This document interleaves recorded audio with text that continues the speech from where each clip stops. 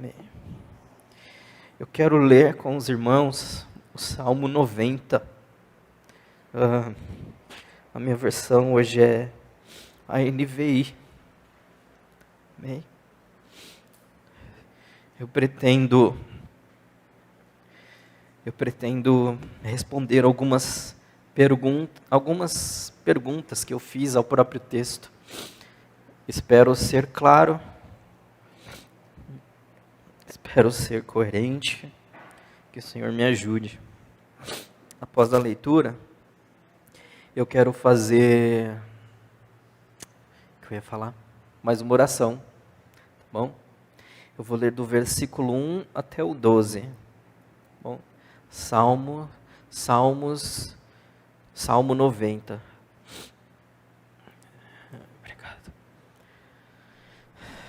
Oração de Moisés, homem de Deus. Senhor, Tu és o nosso refúgio sempre, de geração em geração. Antes de nascerem os montes e de criares a terra e o mundo, de eternidade a eternidade, Tu és Deus.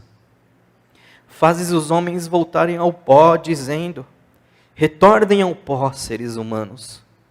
De fato, 1000 anos para ti são como o dia de ontem que passou, como as horas da noite. Como uma correnteza, tu arrastas os homens, são breves como o sono, são como a relva que brota ao amanhecer, germina e brota pela manhã, mas à tarde murcha e seca. Somos consumidos pela tua ira e aterrorizados pelo teu furor. Conheces as nossas iniquidades, não escapam os nossos pecados secretos à luz da Tua presença. Todos os nossos dias passam debaixo do Teu furor, vão-se como um murmúrio. Os anos de nossa vida chegam a 70 ou a 80 para os que têm mais vigor. Entretanto, são anos difíceis e cheios de sofrimento, pois a vida passa depressa e nós voamos. Quem conhece o poder da tua ira? Pois o teu furor é tão grande como o temor que te é devido.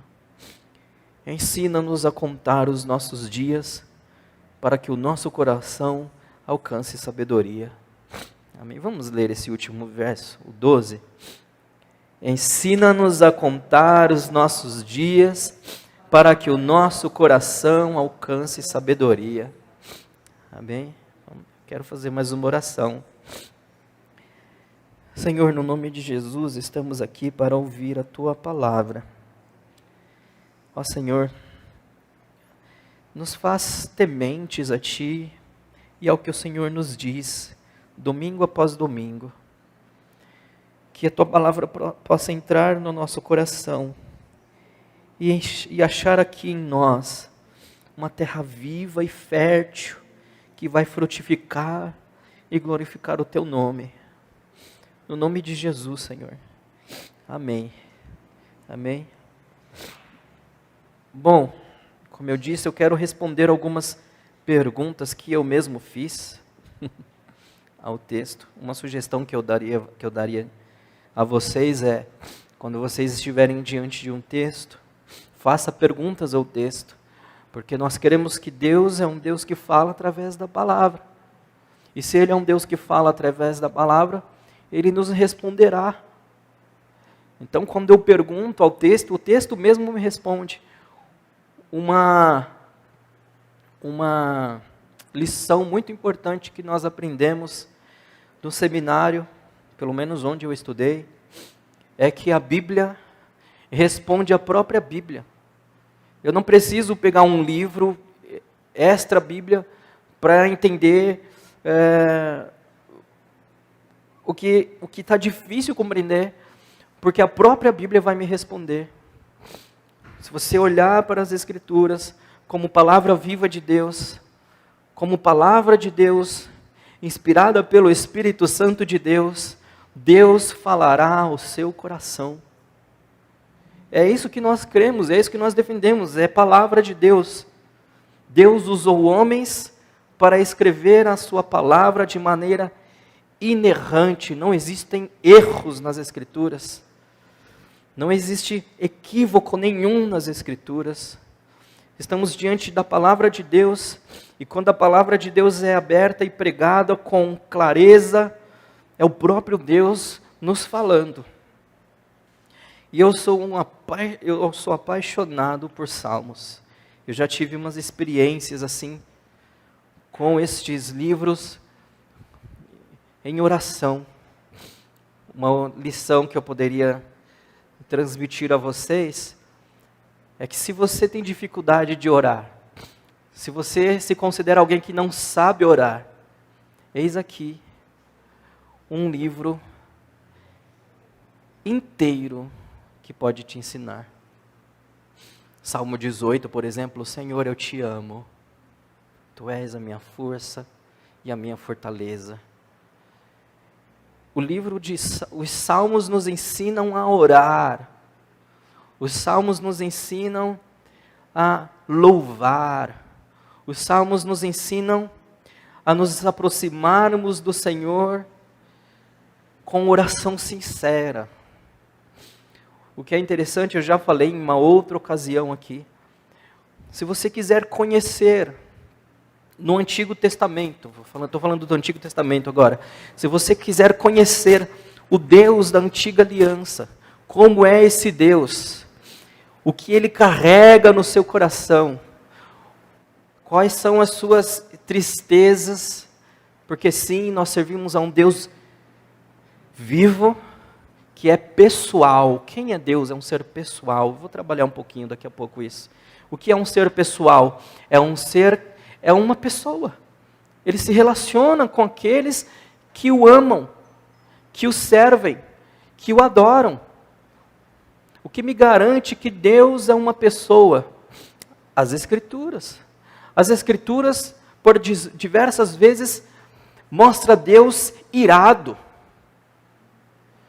Ora, se Deus está irado, eu não posso dizer que essa ira é de uma força da natureza, porque quem fica irado sou eu, é você, é gente.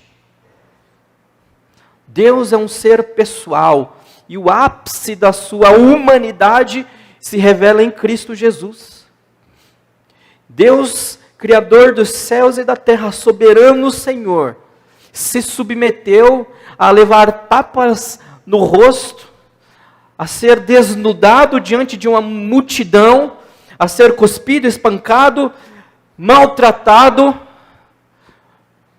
para sentir na própria pele o que você sente quando está angustiado, o que você carrega no seu coração quando está entristecido, e você pode se achegar diante dele, sabendo que ele sabe exatamente o que é sentir dores, ser frustrado, ser decepcionado, ser traído. É em Jesus que a manifestação perfeita do ser humano, da humanidade de Deus, se revela. Então sim, nós servimos a um Deus vivo. Bom, mas o que são os salmos? Vou chegar nessa ideia do Deus vivo e tudo mais, vou trabalhar melhor. O que são os salmos? Os salmos são um compilado de orações, de lamentações e de louvores. Salmos são orações. Há orações de louvor a Deus, há orações de imprecação, que são orações que o salmista está indignado com a impiedade do homem, então ele recorre ao Senhor para que essa maldade que o cerca seja punida. Por exemplo, nós temos o Salmo 126. O Salmo 126 é um salmo imprecatório.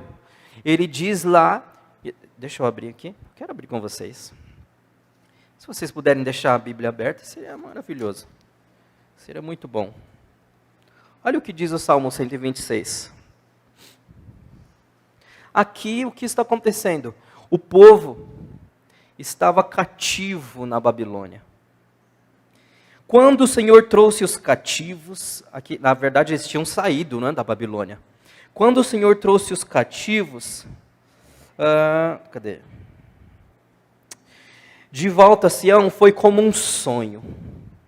Então a nossa boca encheu-se de riso e a nossa língua de cantos de alegria. Até nas outras nações se dizia: o Senhor fez coisas grandiosas por este povo. Sim, coisas grandiosas fez o Senhor por nós, por isso estamos alegres. Senhor, restaura-nos, assim como enches o leito dos ribeiros no deserto. Aqueles que semeiam com lágrimas, com cantos de alegria colherão. Aquele que sai chorando enquanto lança a semente, voltará com cantos de alegria, trazendo os seus feixes. Isso daqui não é um salmo imprecatório. Eu esqueci o salmo que eles falam, que eles estão na Babilônia, e eles dizem o seguinte: que o Senhor retribua o mal aos babilônios que eles fizeram conosco. Peguem os filhos deles e joguem nas pedras até que eles morram. Isso é um salmo imprecatório.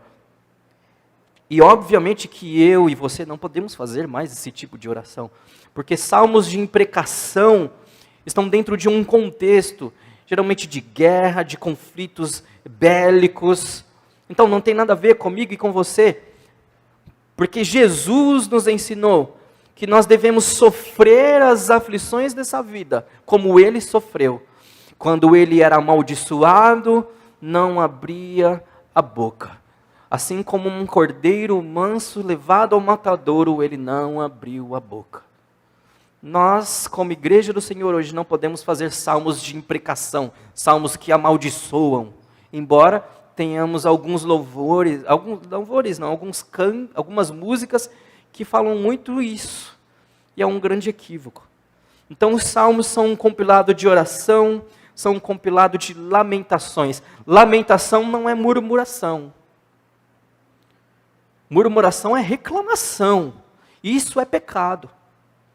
Murmurar é pecado, porque aquele que murmura, ele está questionando a forma de Deus agir na vida e na história dele.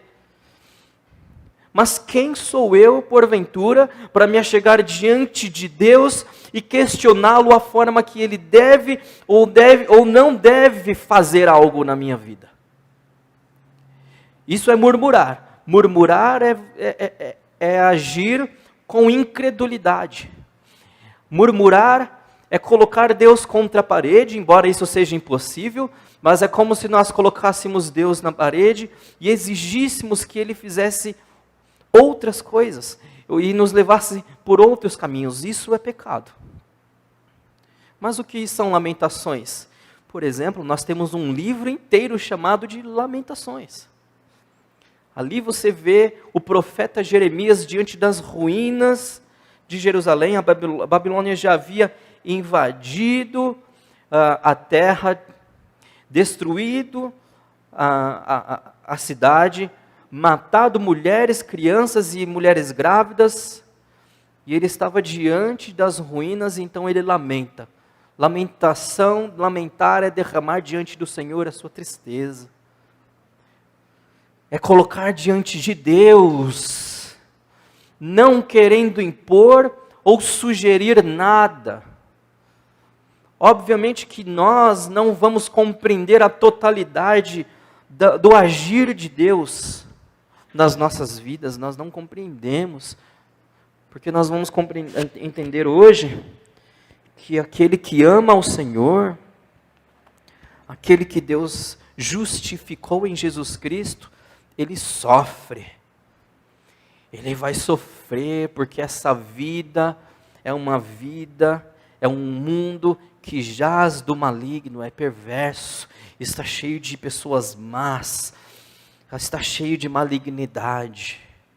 Jesus, antes de partir, antes de ser crucificado, ele ora ao Pai no capítulo 17 de João e diz: Pai, eles estão neste mundo, mas não são deste mundo. Eu peço não que o Senhor os tire daqui, mas que o Senhor os ensine a viver aqui. Dependendo do Senhor, como eu fui dependente de Ti, como eu fui dependente do Espírito de Deus, eu quero que eles aprendam isso, a viver neste mundo mal, compreendendo que eles estão apenas peregrinando, caminhando para uma vida que de fato valerá a pena. E lá não haverá sofrimento, lá não haverá dor. Então nós estamos aqui diante de lamentações também. Lamentações, por exemplo, o Salmo 69. Quer ver? Deixa eu abrir aqui.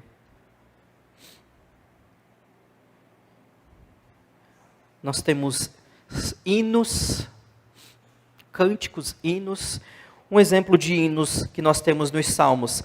Salmo 8, Salmo 19, Salmo 29, Salmo 33, Salmo 65, Salmo 67. São hinos, são cânticos. Nós temos os lamentos. As lamentações, nós temos o Salmo 3, Salmo 5, Salmo 9, Salmo 141, Salmo 142. Vamos abrir no Salmo 3? Rapidamente. Todos esses salmos. 69, 70, 71, 79. Eu quero abrir só um para vocês. Isso aqui é um salmo de lamentação.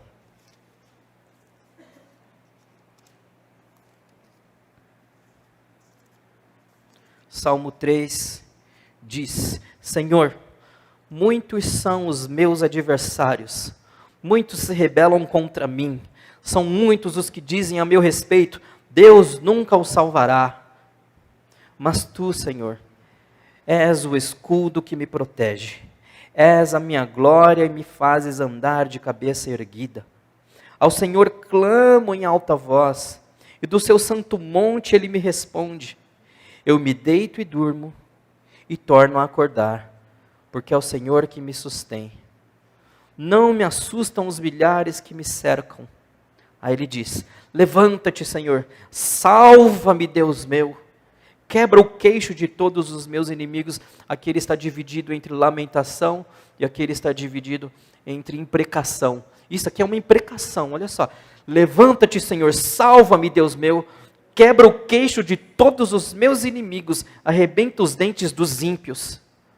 Do Senhor vem o livramento. A tua bênção está sobre o teu povo. Então ele recorre ao Senhor diante de perigos, ele recorre ao Senhor diante de sofrimentos, ele recorre ao Senhor diante de angústias. Nós também temos salmos de ação de graça. Um exemplo de salmo de ação de graça é o Salmo 18 mesmo. Eu quero abrir com vocês o Salmo 18. Eu não sou de ficar lendo muitos textos, mas eu quero mostrar para vocês um exemplo claro. Salmo de confiança, né? Isso daqui são salmos de ação de graças, perdão. Eu te amo, ó Senhor, minha força. O Senhor é a minha rocha, a minha fortaleza e o meu libertador. O meu Deus é o meu rochedo, em quem me refugio. Ele é o meu escudo e o meu poder que me salva, a minha torre alta. Isso é um salmo de ação de graças. Geralmente esses salmos, ele se assemelha a hinos, aos cânticos, na medida em que focam no louvor a Deus. Ele agradece a Deus pelos livramentos, ele agradece sobretudo a Deus pela oração respondida. São salmos de ação de graça.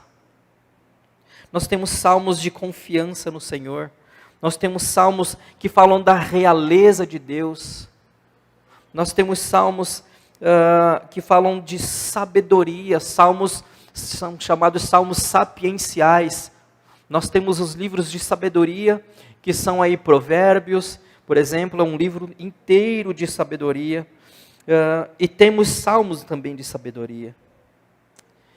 E nós estamos diante de um texto, de um salmo, o Salmo 90, que foi escrito por Moisés. É o único salmo registrado no nome de Moisés. E o texto, ele começa a oração de Moisés, homem de Deus. Nós já entendemos então que os salmos são cânticos, hinos, não é? São lamentações, são ações de graça, são orações dirigidas a Deus. Portanto, eu já escutei muito isso, tem hora que eu não sei o que falar. Sim, de fato. Nós temos que olhar para as Escrituras, principalmente para o livro de Salmos, para aprender a orar com o salmista. Está aqui um livro inteiro de oração, de cântico, de adoração. Portanto, se você não sabe nem sequer iniciar uma oração, abra os Salmos, leia os Salmos. Vou dar um exemplo de como orar um salmo. Por exemplo, esse próprio que nós abrimos, o 90. Senhor, Tu és o nosso refúgio. Eu vou orar exatamente isso daqui. Senhor, Tu és o meu refúgio. É no Senhor que eu me abrigo. É no Senhor que eu encontro segurança. É no Senhor que eu encontro consolação. É no Senhor que eu encontro paz. É no Senhor que em meio às adversidades eu encontro sossego para minha alma. Olha como o Salmo mesmo me ensina a orar. É o próprio Salmo, é a própria palavra de Deus que vai me ensinar a me relacionar com Deus da palavra. Eu já vi tanto absurdo. Gente chamando oração, coisa que não é oração. Faz para se aparecer. O que é oração? Oração é relacionamento com Deus. Não é quem ora mais alto, não é sobre isso, orar mais alto, entonando a voz, ou orar mais baixo, não é sobre isso, é sobre relacionamento. Nós estamos diante de Deus. E qual é a função da oração? O C.S. Lewis, ele estava com a esposa internada por conta de um câncer, ela chegou a falecer, câncer nos ossos, e ele ia todos os dias ao hospital visitá-la. Um dia ele chamou um amigo, um ateu. Vamos comigo ao hospital? Vamos. C.S. Lewis chegou no quarto de hospital, orou pela esposa dele, se despediu dela e foi embora. E aquele amigo disse assim, tá vendo? Por isso que esse negócio de oração não leva a sério. Não aconteceu nada. Aí ele falou, o que você quer dizer com não aconteceu nada? A sua esposa continua lá, moribunda, enferma. Esse seu Deus não fez nada. Ele falou, ele fez comigo. A oração deve transformar aquele que ora. Portanto, quando você estiver orando por alguém, saiba que quem primeiro será mudado vai ser você. Se você estiver diante de uma pessoa com um coração duro, amargurado, e você se apresentar diante do Senhor, expondo as suas tristezas e dizendo, eu não aguento mais, saiba que antes de mudar as circunstâncias, Deus muda você. E muito provavelmente pode acontecer de circunstância nenhuma mudar. Porque não importa mudar as circunstâncias, o que importa é mudar o coração daquele que ora.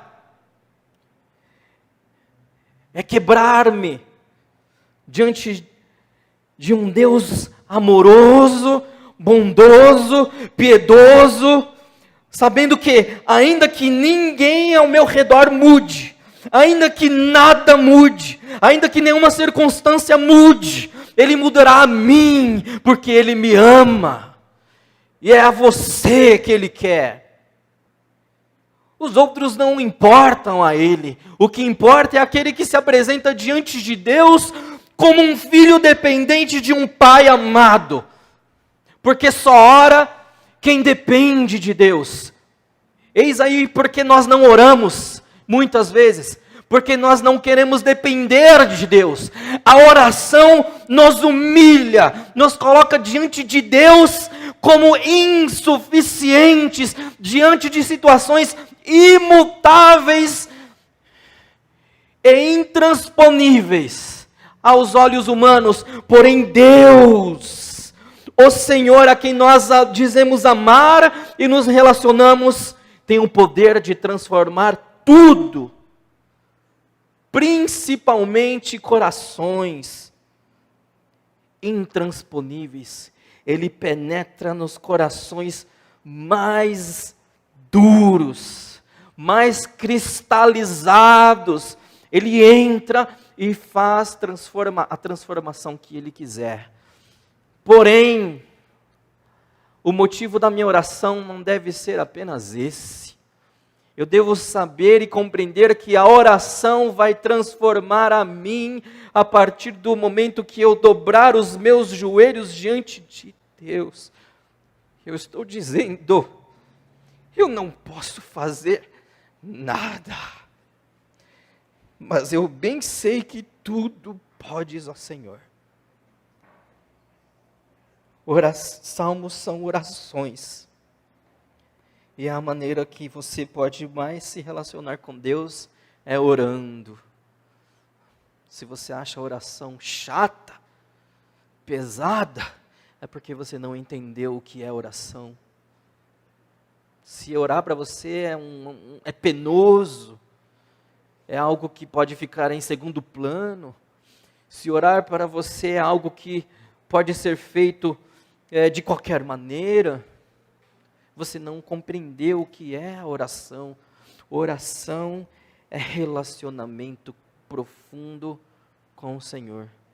E eu te digo, se você se dispor a se relacionar com o Senhor, ao qual você crê, Ele vai agir na sua vida. Bom, essa é a primeira pergunta que eu respondo, que eu mesmo fiz. O que são os salmos? Salmos são orações, são cânticos, são petições, em oração, são lamentações. Eu não vou responder tudo isso.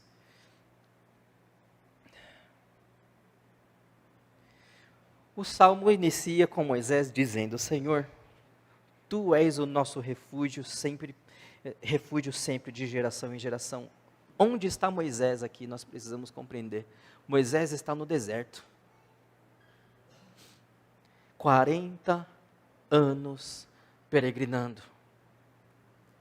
Quem se lembra aqui que Deus mandou Moisés, que Moisés tinha a tenda do encontro, tinha o tabernáculo, onde ficavam os elementos ali do templo, as mobílias do templo, digamos, o candelabro, a arca da aliança, a mesa dos pães e tudo mais, onde aconteciam ali os rituais e os cultos.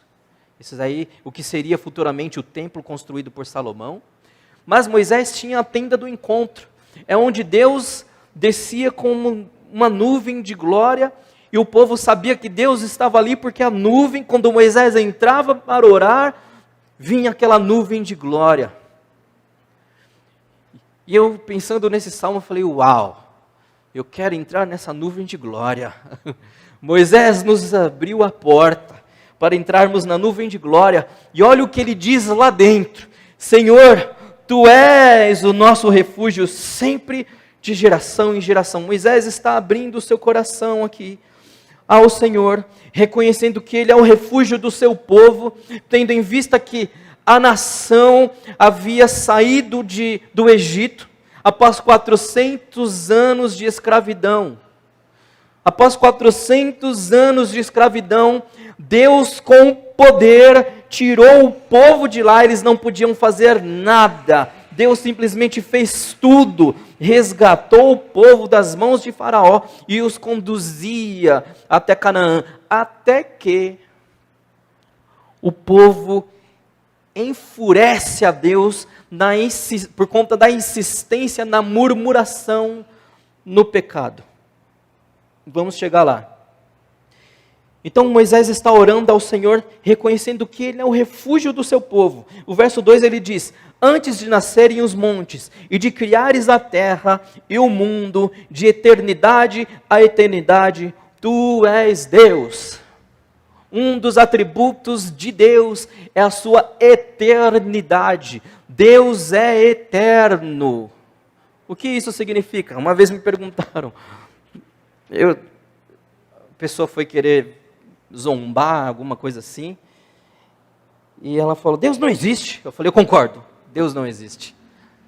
Deus não existe. Deus não pode existir de forma nenhuma. Eu, como assim? Deus não existe, queridos, você está certíssimo. Eu vou te explicar por quê. Se Deus existisse, significa então que Ele teria um começo e também teria um fim. O que existe é aquilo que foi criado por Ele. Deus não foi criado por ninguém. Deus é Deus. Ele não tem começo, Ele não tem fim. Ele não pode existir no tempo e no espaço. Ele é. Ele é soberano e pelo poder da sua palavra, tudo veio a existir.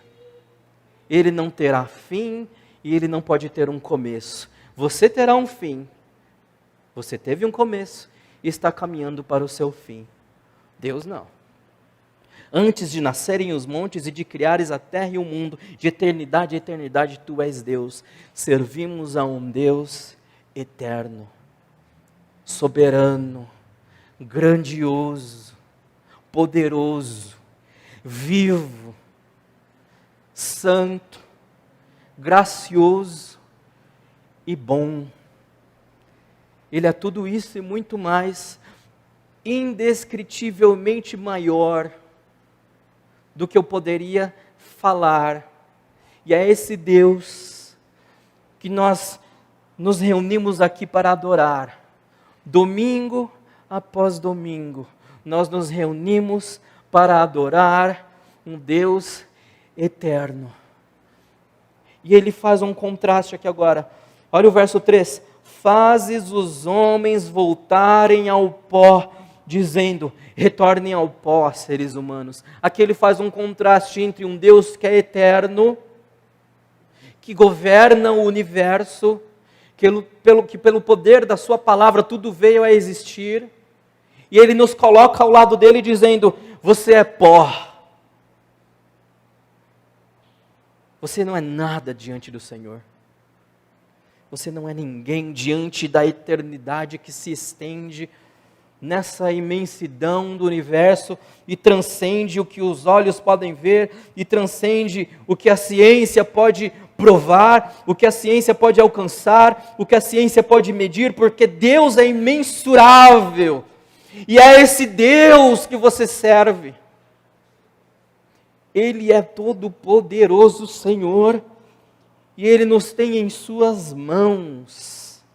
Fazes os homens voltarem ao pó, dizendo: retornem ao pó, seres humanos. De fato, 1000 anos para ti, olha o que ele diz: 1000 anos para ti são como o dia de ontem que passou. E a gente preocupado com o que está acontecendo agora, e as situações não mudam, e nada acontece. 1000 anos é como se fosse o dia de ontem para o Senhor. Eu não sei qual é a sua dificuldade, e eu não sei quantos anos você se aflige por qualquer situação que seja.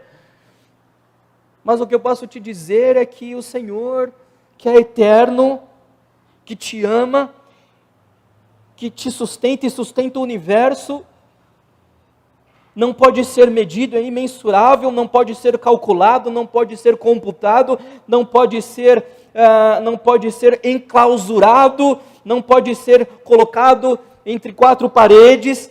Esse Deus que nos vê, que nos conhece, Ele conhece também as suas lutas, as suas aflições.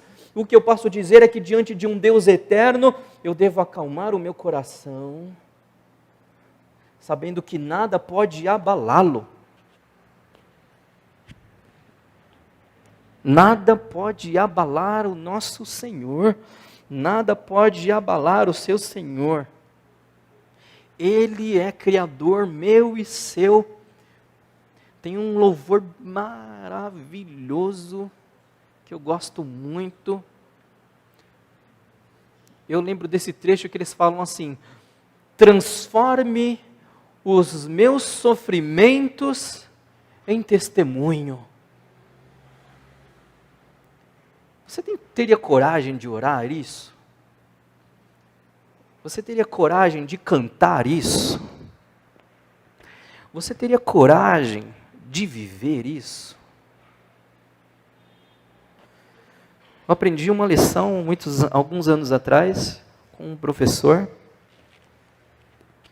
Ele disse: faça a vontade de Deus, e o sofrimento perderá. Deixa eu colocar aqui.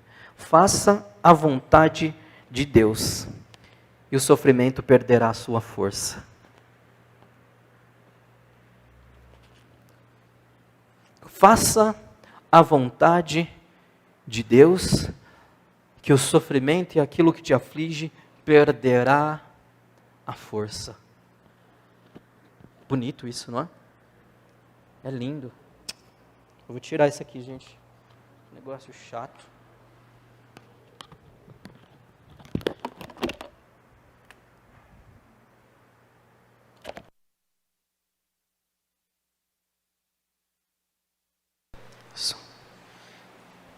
Faça a vontade de Deus, que o sofrimento perderá a sua força, perderá a sua relevância.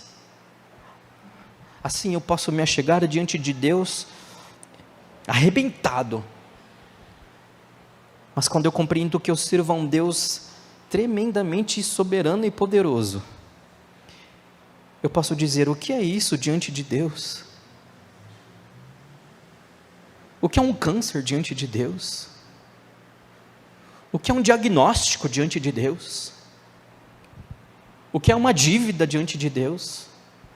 O que é um conflito no casamento diante de Deus? O que é um problema de ter filhos rebeldes quando apresentados diante de Deus? O que é isso? Não é nada, porque nós somos pó. De fato, 1000 anos para ti são como o dia de ontem que passou, como as horas da noite, como uma correnteza tu arrastas os homens. São breves como o sono, são como a relva que brota ao amanhecer, germina e brota pela manhã, mas à tarde murcha e seca. Ele está dizendo: olha, essa vida é passageira demais. Essa vida é passageira, o tempo passa rápido demais. A pergunta que eu gostaria de fazer para você: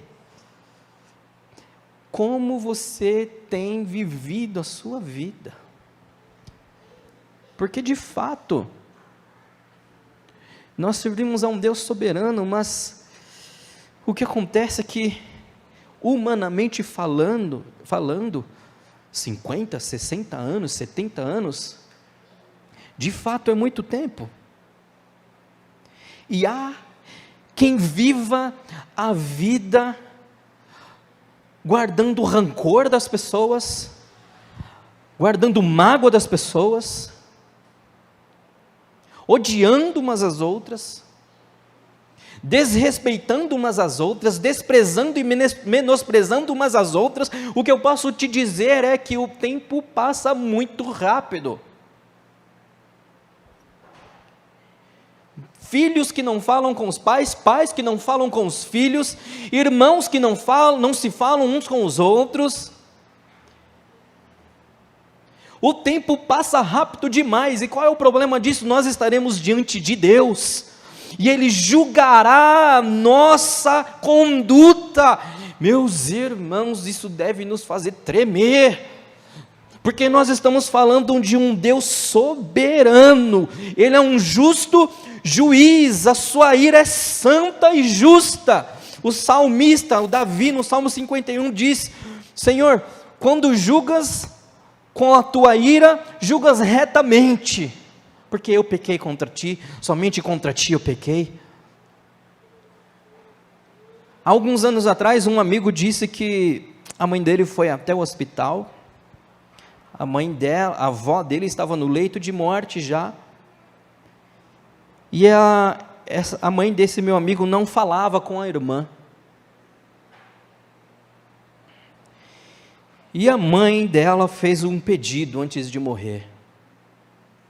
Eu gostaria, disse ela, que vocês se perdoassem e voltassem a se falar. E a mãe desse meu amigo disse: eu não vou fazer isso.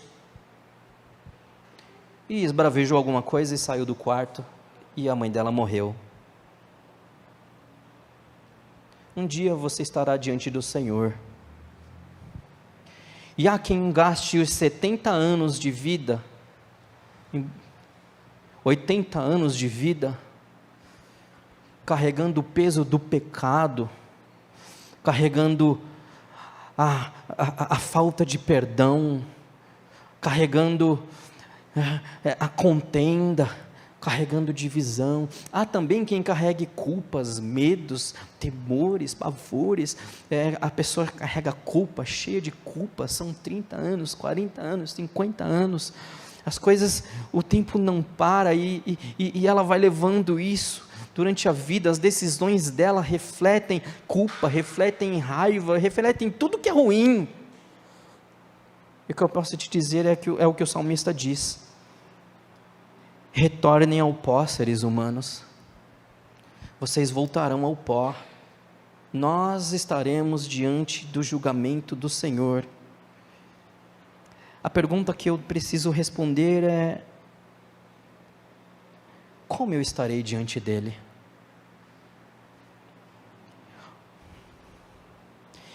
E por que então Moisés está aqui olhando para tudo isso?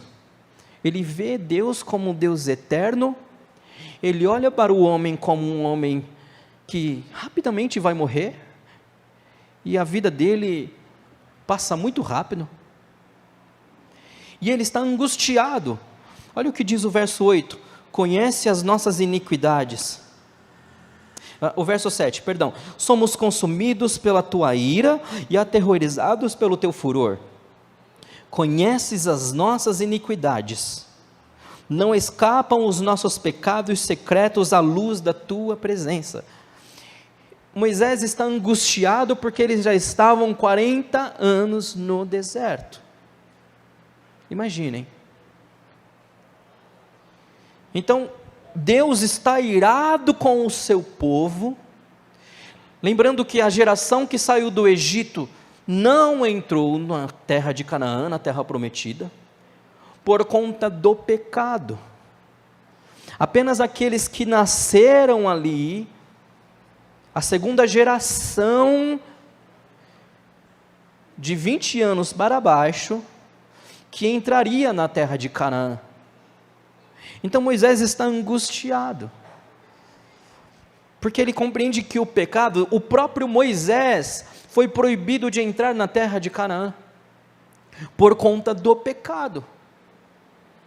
Então imaginem, olha que metáfora incrível, 40 anos vivendo as consequências de um pecado. Quantos casamentos não se destroem por conta do pecado? Quantas famílias não se destroem por conta do pecado? Quantas igrejas não fecham as portas por conta do pecado?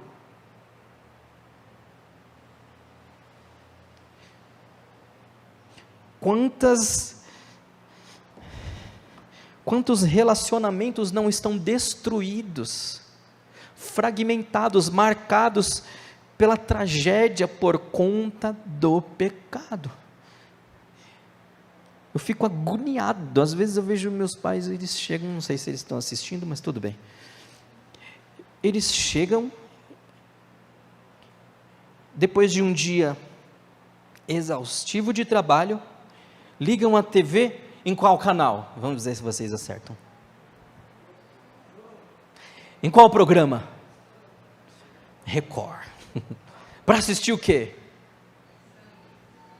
Para assistir aquele jornal, nem sei o nome. O cara só fala de morte, de tragédia, e você vê quanta destruição, quanta maldade, quanto por conta do pecado. Não brinque com o pecado. Não flerte com o pecado. Cedo ou tarde o pecado vai nos enredar. O pecado enreda aquele homem que vira e mexe. Sabe o adicto, o viciado que diz, não, eu bebo só socialmente. Não, eu só faço isso quando eu saio com os amigos. Não, é só de farra. O comportamento evangélico para esse comportamento mundano é esse, de flertar com o pecado. E eu não vou tratando os pecados que vão se acumulando no meu coração, e eu vou deixando, e aquilo vai se acumulando até ganhar força própria, cria raízes. Parece a metáfora lá do livro O Pequeno Príncipe. Quem já leu O Pequeno Príncipe? Lindo esse livro. O Pequeno Príncipe, ele mora num planetinha chamado B612. É um planeta minúsculo, do tamanho dessa igreja. E ele diz que é perigosíssimo no planeta dele deixar as árvores, os baobás crescerem. Os baobás, eles existem de fato na África. São árvores gigantes, enormes. Então, com um planeta tão pequeno, caso uma árvore, um baobá cresça, e ele não elimine aquilo ali a tempo, o planeta dele se destrói. Querido, o pecado é como uma semente de baobá. Uma vez que ele é lançado dentro do coração, e eu não o considero como algo nocivo, pode ter certeza, ele vai criar raízes, ele vai ganhar força, e daqui a pouco, eu estarei me comportando como alguém lá de fora. E é isso que o povo está presenciando aqui. Eles estão diante das consequências do pecado. Eles ficaram 40 anos, morreram no deserto. Eu quero pular e ir para o versículo 11, que diz: quem conhece o poder da tua ira? Pois o teu furor é tão grande como o temor que te é devido. Essa pergunta é crucial. Quem conhece o poder da tua ira? Só existe uma pessoa que conheceu na plenitude a força e o poder da ira de Deus. Somente uma pessoa foi exposta à ira de Deus de uma maneira assustadora. Essa pessoa é Jesus Cristo. A cruz é a ira de Deus sendo derramada sobre um homem justo. Esse pecado que você tem, que você gosta, que você se deleita, que você já criou como um bichinho de estimação, o qual merece ser punido com ira. A ira santa de Deus já foi pago. E quem sofreu a ira santa de Deus não foi você, não foi eu, foi um homem justo e santo, Jesus Cristo. E o que implica isso, saber disso? Se você não tem forças para abandonar o que precisa ser abandonado, eu posso te dizer que alguém já pagou por você.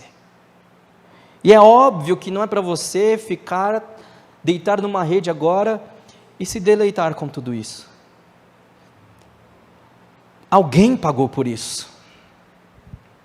A minha atitude diante da cruz de Cristo deve ser de humilhação, porque a cruz de Cristo deve nos humilhar, porque a cruz de Cristo revela o pecado que é mau.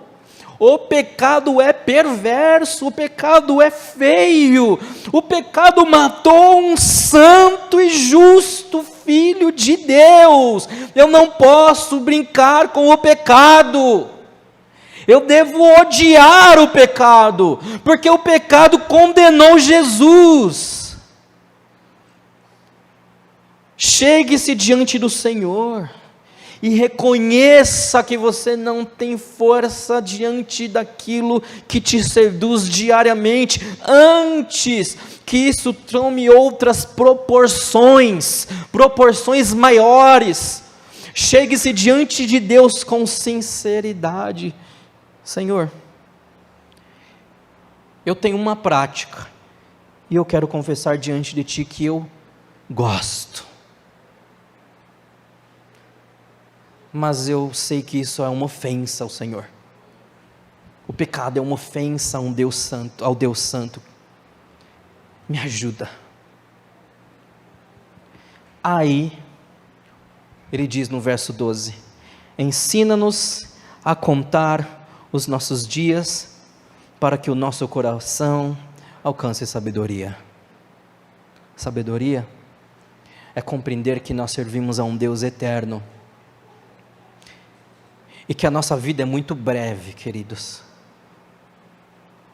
Não dá para flertar com o mal, não dá para flertar com o pecado, porque a nossa vida é muito breve. Uma hora que nós formos agarrados por isso, pode ter certeza, queridos, pode ter certeza que cada vez mais que eu me entrego ao que ofende a Deus, eu mesmo vou me afastando do Senhor, eu vou me distanciando do Senhor, eu vou me distanciando de Deus. E pense que o salmista diz que a nossa vida passa muito rápido. Eu gostaria que você refletisse a respeito do que precisa ser mudado na sua vida, e você sabe o que precisa ser mudado. Não é um líder religioso, um pastor, um guru, que deve dizer o que você tem ou não de fazer. É você diante de Deus reconhecendo as suas limitações e pedindo socorro. Socorre-me, Senhor, socorre-me, por favor. Eu sou fraco demais, Senhor. Eu já estou caminhando há tanto tempo, eu já estou peregrinando há tanto tempo, e tem questões na minha vida que eu luto, mas que persistem na minha caminhada, que persistem na minha conduta, que persistem no meu coração. Eu sou alguém iracundo, eu sou alguém que gosta de uma fofoca, eu sou alguém que gosta de levar sementes de divisão. Eu sou uma mulher rixosa, uma esposa rixosa.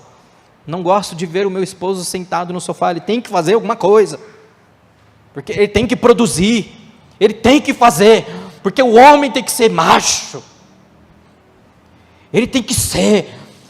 Eu não saí da casa do meu pai para casar com alguém que não gosta de trabalhar, e fica na cabeça do fulano, e perturba, e fica zum. Filho de Deus, perceba que provavelmente esse muito falar tem acabado com o seu casamento. Às vezes não precisamos falar. Cremos em um Deus vivo? Não cremos. Oramos a um Deus que se relaciona conosco? Não cremos e não oramos. pronto. Às vezes o que precisa acontecer para se solucionar, o que precisa ser solucionado, é o silêncio.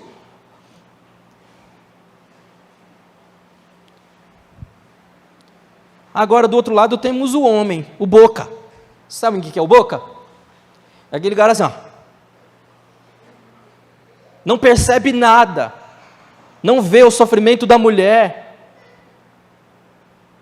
Mulher chega em casa, vai trabalha o dia inteiro, chega em casa, vai ter que lavar a louça, fazer comida, fazer um monte de coisa e ele não vê.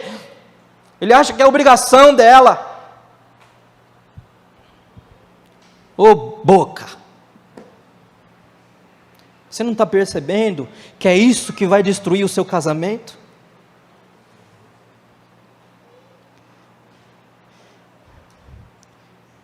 Irmãos, isso é muito sério. Aqueles que servem ao Senhor devem buscar o que o salmista diz aqui. Eu quero alcançar coração sábio.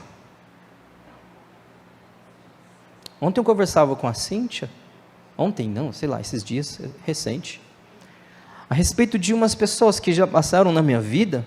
Eu já falei, acho que isso daqui para vocês, com 60, 70, 80 anos, que deveriam ser meus mentores, deveriam ser pessoas que me ensinassem a viver num casamento, na vida com Deus, enfim, mas pelo contrário, eu que acabo ensinando essas pessoas. Isso não é loucura? Porque eu vejo muitas vezes que a idade avançada não significa nada. Eu quero um coração sábio. Eu quero um coração sábio, e sabedoria é compreender que essa vida passa rápido, e eu não devo perder mais tempo com bobagens, com aquilo que só acumula tristeza no coração do Senhor, com aquilo que me afasta do Senhor, com aquilo que me afasta do meu cônjuge, dos meus filhos, dos meus amigos, da igreja, do povo de Deus. Eu não quero isso, eu não quero saber disso mais. Eu quero sabedoria do Senhor, sabedoria que nos une, que nos conecta, que nos faz olhar com compaixão e misericórdia uns para com os outros. Sabedoria é compreender que Deus é eterno e nós não somos. O tempo passa rápido, eu não posso mais perder tempo com aquilo que não vai me aproximar do Senhor.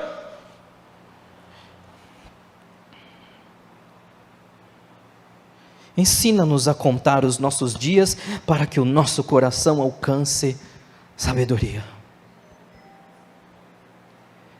Nós compreendemos que Jesus já carregou tudo isso que nós estamos escutando aqui. Tudo que é pecado já foi posto na cruz. O que eu preciso fazer agora é correr para Ele. Eis-me aqui, Senhor, pecador e frágil. Muda o meu coração, me faz sábio. Me faz sábio, por favor. É isso que eu quero. Alguém quer falar alguma coisa? Não? Para encerrar, fiz igual que a gente falou. Para encerrar,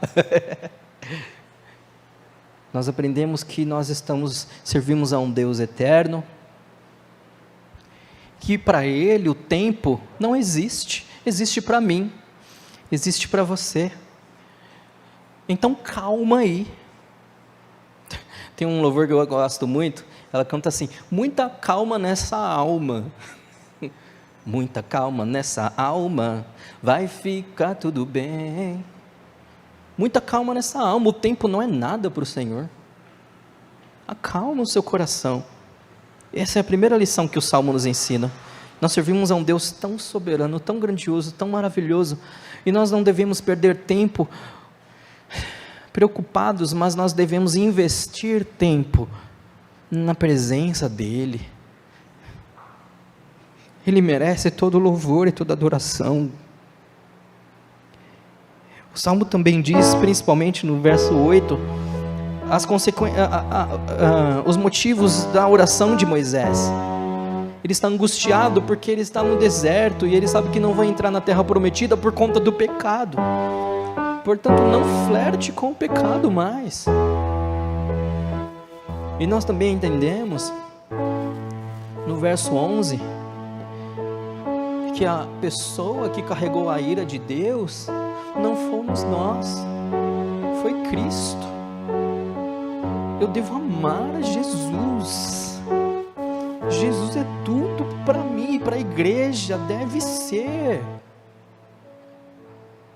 Abandona o pecado, abandona essa conduta, ame a Cristo e busque no Senhor e do Senhor sabedoria para viver. Envelheça com sabedoria. Esse salmo ficaria melhor assim, esse verso 12: ajuda-nos a usar sabiamente o tempo que dispomos. Melhor. A oração, irmãos, é uma expressão de amor nossa para com Deus. Somente se submete ao Senhor em oração quem o ama. Oração é a expressão de amor.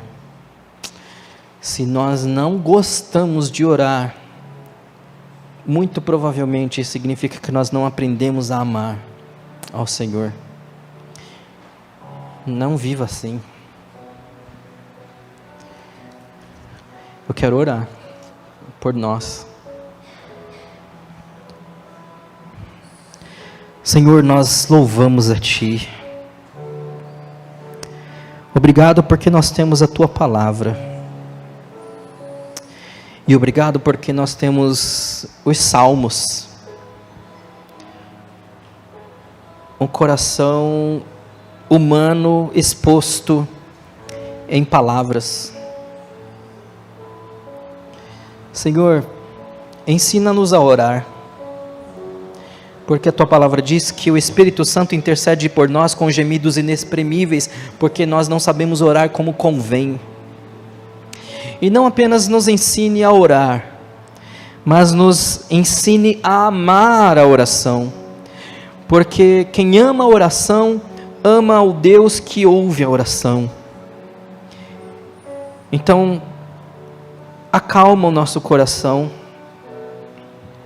Tira do nosso coração e da nossa mente toda perturbação e agitação que nos impede de nos apresentarmos ao Senhor em oração e submissão. E Senhor, por favor, nos liberta destes pecados que nos acompanham há tanto tempo. Olha para a nossa igreja e age no nosso meio com poder. Senhor, no nome de Jesus, olha para o Teu povo com graça e misericórdia, porque a Tua ira já foi derramada na cruz do Calvário. Então nos ajuda, Senhor, no nome de Jesus, a olharmos para a cruz com o coração quebrantado e humilhado diante de Ti. E por favor, Senhor, no nome de Jesus, nos ajude a envelhecermos com sabedoria, a renunciar, nos ajude a renunciar tudo aquilo que não é vida, e que não gera vida, e que não nos vivifica. Tira do nosso caminho, da nossa conduta, dos nossos lábios, do nosso coração, pois a boca fala daquilo que o coração está cheio, tudo aquilo que o Senhor rejeita. Faz-nos homens, maridos sábios, e faz das mulheres esposas sábias. Faz da Tua igreja um povo sábio, que viva prudentemente, amando e louvando ao Senhor em santidade, Pai. No nome de Jesus é o que nós Te pedimos, para a glória e louvor do Teu nome, é que oramos. Amém. Obrigado, Deus abençoe.